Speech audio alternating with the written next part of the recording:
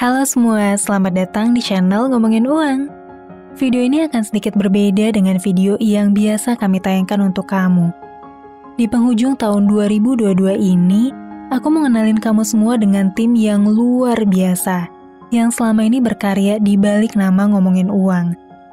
Dalam 2 tahun terakhir, tim ini telah melahirkan 150 video edukasi keuangan di YouTube. Lebih dari 1000 informasi keuangan di Instagram, dan 460 video pendek di TikTok, Reels, dan juga YouTube Short.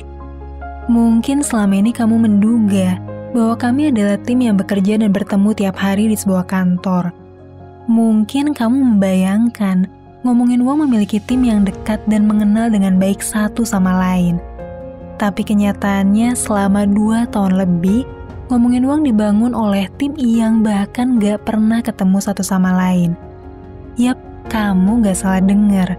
Selama berkarya lebih dari 2 tahun, Ngomongin Uang gak pernah ketemu. Tim kami tersebar dari Sumatera, Kalimantan, Jawa, Bali, terpisah ribuan kilometer. Kami bekerja dari rumah masing-masing, setiap hari meeting online, dan konsisten berkarya untuk mempersembahkan ribuan materi keuangan buat kalian semua. Dan tahun 2022 ini jadi tahun yang sangat spesial bagi kami, karena pada akhirnya setelah 2 tahun kami berkarya tanpa mengenal satu sama lain, akhirnya kami putuskan untuk pertama kalinya bertemu. Dan dalam video ini, aku ingin kalian semua ngeliat bagaimana perjalanan tim yang luar biasa ini pertama kalinya bertemu. Aku ngasih namanya Ngomongin Uang. Very simple name, ya, dimana semua orang begitu lihat namanya langsung ngerti dan sekaligus nyentil ke diri mereka, oh ya ada page yang khusus ngomongin uang ya. Dan itu jadi bukan hal yang tabu lagi. Itu hal yang biasa aja dibicarakan. Kita tiap hari bicarakan di Instagram, di YouTube, di TikTok, di berbagai sosial media lainnya. Kenapa aku ngasih nama Ngomongin Uang? Karena aku percaya itu adalah hal yang esensial dan itu adalah missing point yang ada di masyarakat kita saat ini. Ketika aku pertama kali kenal Ngomu, kontennya luar biasa dan aku ibaratnya tergerak pengen menjadi bagian dari itu. Menjadi bagian dari sesuatu yang hebat, inspiratif, dan akhirnya sangat bikin aku pengen jadi bagian dari Ngomu. Ngomu tuh ngasih banyak banget kesempatan untuk kita eksplorasi. Dalam arti kita dikasih kesempatan dikasih room of error oleh leader kita.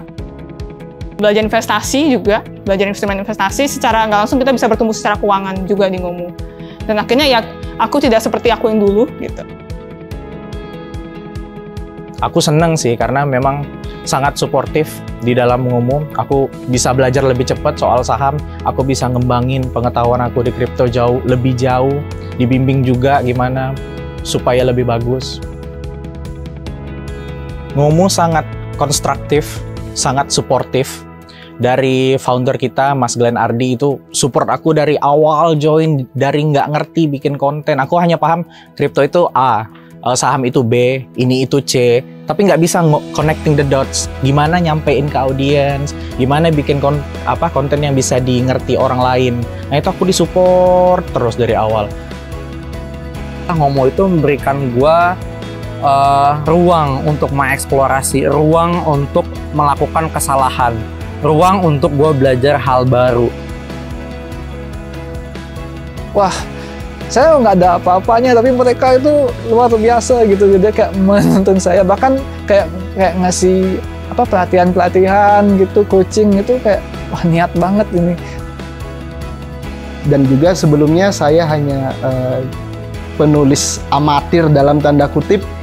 Saya cuma nulis di berbagai forum di Facebook, Stockbit, Telegram, dan lain-lain. Dan di Ngomu saya bisa membagikan lebih banyak dan lebih luas. Nah, dan banyak banget ilmu yang saya dapat di Ngomu. Misalkan kayak menulis itu harus dengan empati, terus in-depth nulis di Ngomu kayak apa sih.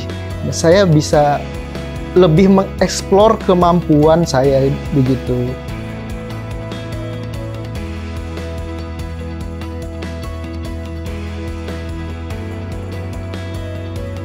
Waktu awal-awal itu saya banyak sekali revisi waktu mendesain, banyak sekali.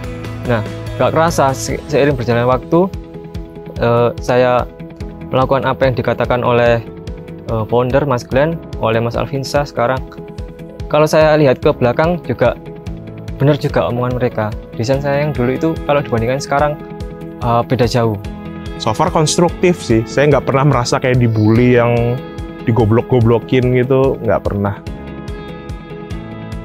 Atasan atau lingkungan kerja yang genuinely senang ngeliat kita sukses, senang kita ngeliat kita thrive, ketimbang ngeliat kita di bawah, cuman ngerjain errand bos kita yang ya kayak bikin kita jalan di tempat gitu. Jadi untuk menurut gue tuh ya di usia yang kayak gini ya, sebisa mungkin cari mentor yang mau gitu tuh loh, kayak menularkan estafet, sehingga nanti ya dan apa ya kita bisa berkembang gitu loh, bukan cuma kerja di tempat aja. Dan itu sih yang saya dapatkan di Ngomongin Uang.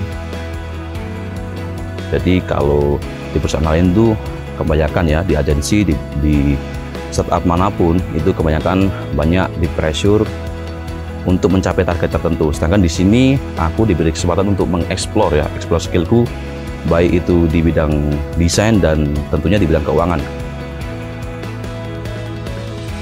Soal kantor, sebenarnya bisa dibilang kantornya tuh nggak ada ya. Kantornya ya di rumah masing-masing.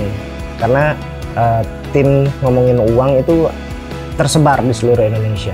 Ada yang di Lampung, ada yang di Pontianak, ada yang di Banjarmasin, ada yang di Jogja, ada yang di Denpasar, ada yang di Jakarta dan sekitarnya. So, kita semua kerja di rumahnya masing-masing, mencoba untuk fokus, tetap bertanggung jawab, dan akhirnya ya jadilah Ngomongin Uang.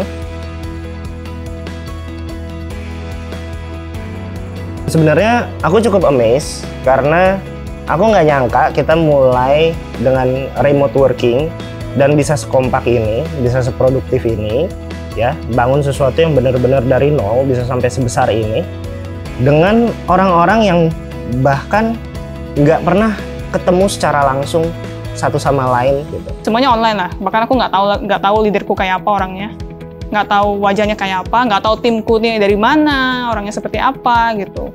Remote working atau work from anywhere itu sebenarnya punya power, punya kekuatan, punya kelebihan yang nggak berani dicoba oleh banyak entrepreneur atau banyak business owner. Dan di sini aku mau coba gimana sih kalau misalnya karyawan atau tim itu berada dalam tempat di mana mereka nyaman, berada di rumahnya masing-masing, di mana mereka punya kesempatan untuk berinteraksi sama keluarga dekatnya, dengan sahabat-sahabatnya, bisa membangun daerahnya juga gitu. Pertama, remote working itu nawarin kita fleksibilitas ya, terutama dalam konteks kerja di Ngomu. Kita bebas buat kerja kapanpun, dimanapun, tapi yang penting sesuai dengan deadline dan juga sesuai dengan ya yang penting kerjaannya beres dan kita performnya bagus gitu. Yang kayak gitu-gitu menurut gua jarang banget di-provide sama perusahaan-perusahaan lain di luar sana. Saya pernah juga kerja di Bukit. Waktu itu ada acara camping lah sama teman-teman. Saya bawa laptop itu ke Bukit. Ya saya kerja dari sana. Ya, it's working. Saya juga bisa selesai dengan deadline. Papaku lagi sakit dan cukup lama, dan aku bisa memastikan segala perawatan yang papaku dapat, dan aku bisa tetap ada di samping orang tua ketika orang tua sakit.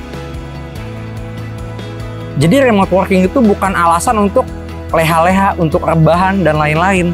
Justru ini adalah momentum bagi kita untuk bisa bagaimana kita mengatur diri kita sendiri supaya objektif dari kolektif suatu tim itu bisa tercapai juga. Mungkin nggak sih bisa tetap produktif pada satu misi, pada perusahaan, tapi mereka berada di lokasinya masing-masing. Dan ternyata bisa gitu.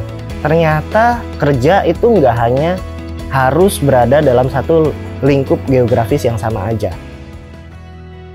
Setelah pertemuan ini, kami kembali ke rumah masing-masing, kembali berkarya dan berusaha mempersembahkan materi keuangan terbaik untuk kamu semua. Kami mungkin bukanlah tim yang kalian bayangkan sangat dekat satu sama lain, sering nongkrong, yang akrab kayak sahabat atau bahkan keluarga. Tapi kami adalah tim yang dipersatukan oleh semangat untuk bisa berkarya bersama. Karena kami percaya bahwa tim yang hebat tidaklah harus saling bertemu akrab dalam keseharian. Kami justru percaya bahwa walaupun kami terpisah ribuan kilometer, tapi semangat tim ini untuk membangun literasi keuangan yang sehat bagi masyarakat Indonesia tidaklah akan kendor hanya karena jarak dan pertemuan fisik. Akhir kata aku mengucapin terima kasih banyak untuk kalian semua yang setia menemani perjalanan tim kecil kami. Sampai jumpa di tahun 2023, tetap di Ngomongin Uang, karena ngomongin uang gak ada habisnya.